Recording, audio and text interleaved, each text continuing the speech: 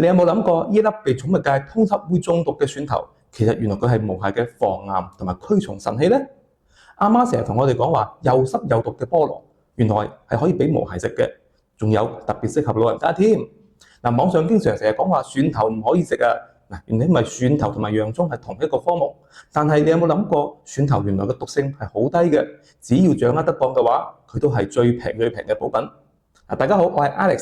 除咗蒜頭同菠蘿之外，仲有乜嘢人類同埋毛孩可以一齊食嘅食材呢？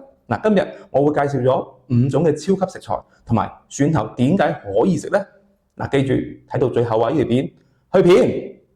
第一種食材咧就係椰子油啦。椰子油喺我哋嘅生活裏邊咧，經常都會出現嘅，譬如好似煮飯啊、炒餸啊，或者做 facial 都會用到，甚至乎我哋而家嘅飲品裏邊都會有椰子油嘅。對於毛孩嚟講嘅話，椰子油簡直就係佢嘅大腦嘅火箭燃料。點解會咁講呢？因為佢裏邊有含有豐富嘅 MCT 脂肪酸。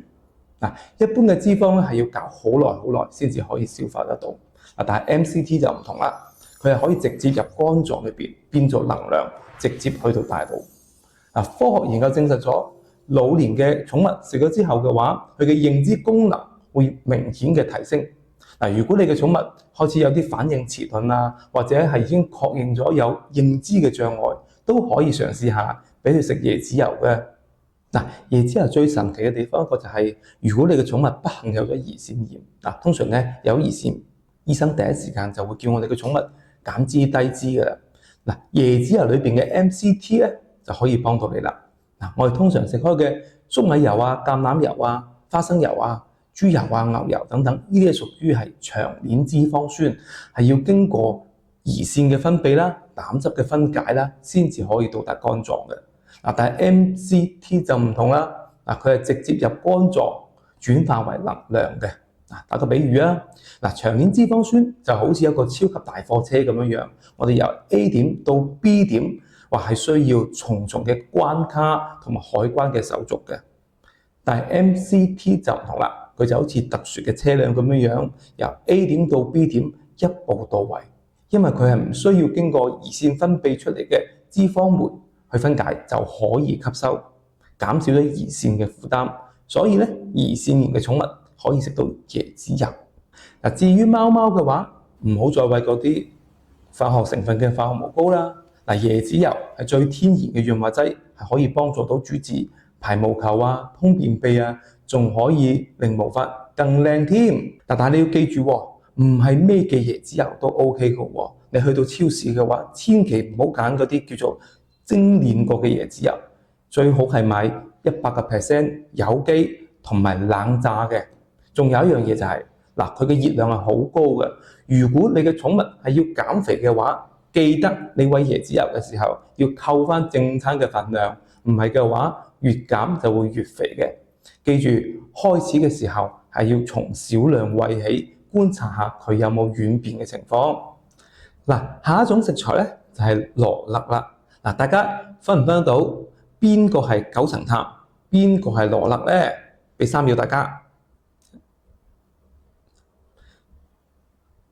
其實九層塔同埋羅勒咧都係同一個科目嚟嘅。我哋西餐通常食到嘅就係甜羅勒，而我哋東南亞地方嘅炒餸咧，多數都係會用九層塔。其實呢兩種咧都係可以俾到我哋寵物食噶。西餐嗰隻甜羅勒咧係屬於叫溫柔補腦派。點解咁講咧？因為佢裏邊有一種叫做芳樟醇呢種成分。佢係可以幫助到鎮靜同埋舒緩神經嘅作用㗎。對於一啲輕微焦慮嘅狗狗，的確係好適合嘅。而裏邊另外仲有一種營養物質叫做迷迭香酸，佢係一種超極強嘅神經抗氧化劑。經過研究過，佢係可以幫助老年狗嘅認知功能障礙㗎。而九層塔咧，佢係屬於抗炎派。裏邊有豐富嘅丁香粉，呢個丁香粉具有一個殺菌嘅能力，同埋止痛消炎嘅。同時佢亦都係一個降血糖嘅高手。如果你嘅寵物有糖尿病嘅話，係可以適合食用嘅。但係如果你屋企養貓嘅話，記住甜羅勒啊，因為九層塔裏邊嘅丁香粉咧，貓咪係無法代謝嘅，所以千祈唔好亂咁試。如果你係養狗嘅話，兩樣都冇問題，但係九層塔咧個味道比較重，你屋企嘅主子咧未必會捧上面嘅。所以我嘅建議就係，如果你係為咗控制血糖、防老退化嘅話，我就可以揀圓圓地嘅甜羅勒，就最穩陣啦。嗱，最後我要嘅勸告就係，千祈唔好用精油嚟餵我哋嘅寵物，因為係濃度太高，係好危險嘅。嗱，下一種食材咧就係茅屋芝士。唔好聽到芝士就話我餵芝士俾我寵物得唔得㗎？嗱，停一停先。茅屋芝士就唔係我哋出邊食開嘅又鹹又加工過嘅芝士喎。而佢係一種咧一粒粒好似豆腐碎嘅茅屋芝士啦。咩叫做茅屋芝士？同埋我點解叫佢神級咧？茅屋芝士咧其實喺牛奶經過某個溫度嘅加熱之後，再經過酸化嘅處理，跟住牛奶慢慢就凝固咗，然後我哋將佢嘅乳清水過濾咗之後，未熟嘅芝士，呢個就係茅屋芝士啦。而茅屋芝士最大嘅特點咧，就係佢好低脂同埋好低鈉嘅。對於有腎臟嘅問題嘅毛孩嚟講嘅話，係好 OK 嘅。就算連初期腎衰竭嘅狗狗都可以安全食用嘅喎。如果你屋企有老人家嘅狗狗嘅話，聽清楚啦，老人家嘅狗狗最驚係乜嘢咧？就係肌肉流失啦。你諗下，佢行兩步就腳震震，企唔穩，係咪好危險咧？茅屋芝士咧，每一匙羹裏邊咧都有1.5克嘅高質素嘅蛋白質，同埋仲有滿滿嘅鈣添，係可以幫助到我哋嘅毛孩保住我哋嘅肌肉同埋骨骼㗎。仲有呢隻芝士咧就軟綿綿嘅。如果你屋企隻狗成日喺屋企肥或者精力過剩，好似撐屋咁嘅款嘅話，你可以買一塊甜食墊，將芝士塗滿晒喺個甜食墊裏邊，將佢放入冰箱雪硬佢，再攞出嚟俾佢慢慢舐。狗狗喺舐嘅過程裏邊咧，係會分泌呢個安多酚嘅。舐完之後嘅話，佢會乖乖地瞓覺，唔會再撐屋㗎啦。不過你買嗰陣嘅話，一定要睇清楚呢一個成分啦，只可以買原味嘅，因為好多嘅茅屋芝士咧都會加咗葱花同埋一個洋葱嘅調味嘅。對於貓狗嚟講嘅話，呢個係劇毒嚟嘅，係會搞到有呢一個溶血性嘅貧血。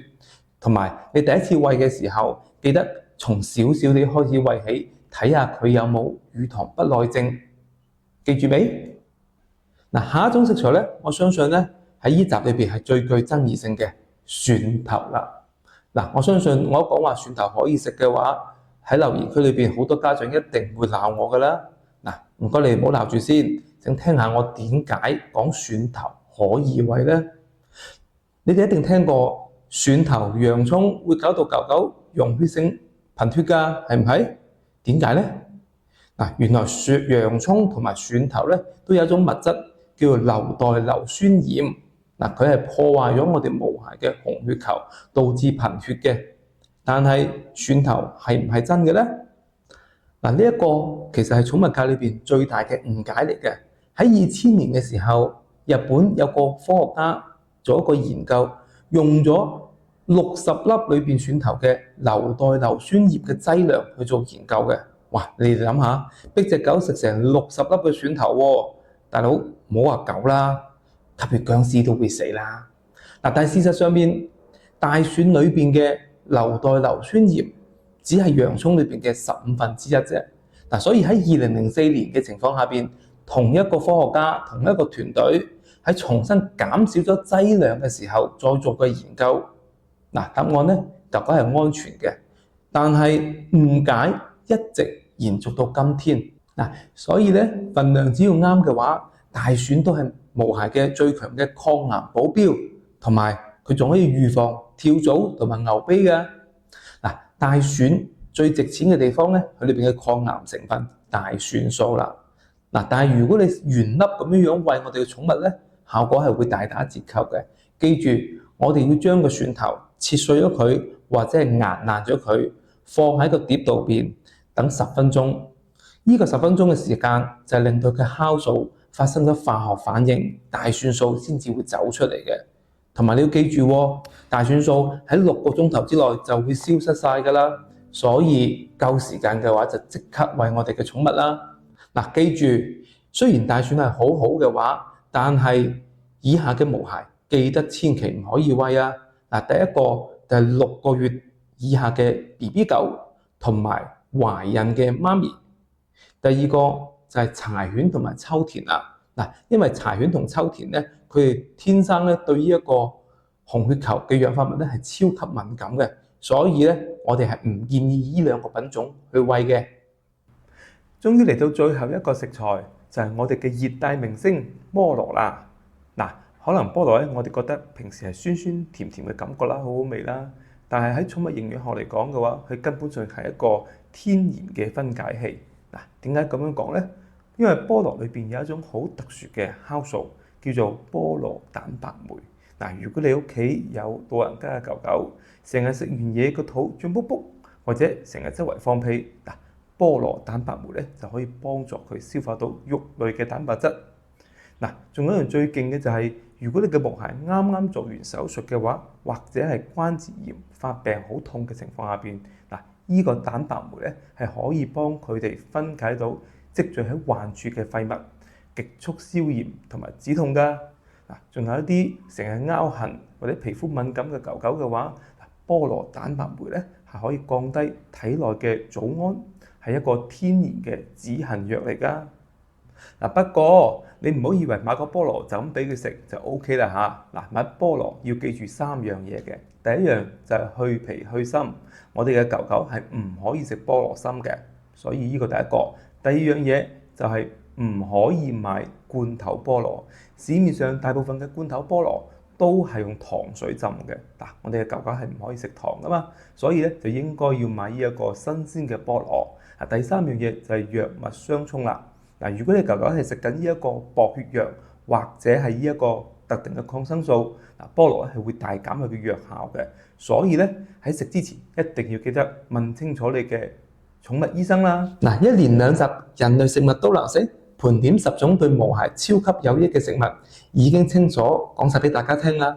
嗱，未聽過之前嘅5種食材，可以 click 入嘅鏈接睇翻。嗱，當然啦，適合寵物嘅點止呢10種食材啊，有機會再同大家介紹多啲啦。鍾意我頻道記得點讚、關注同埋分享俾你身邊嘅朋友仔啊！嗱，記住我係用最科學、最簡單、最實用嘅方法教你養寵嘅 Alex 寵物營養師。我哋下期再見啦，拜拜。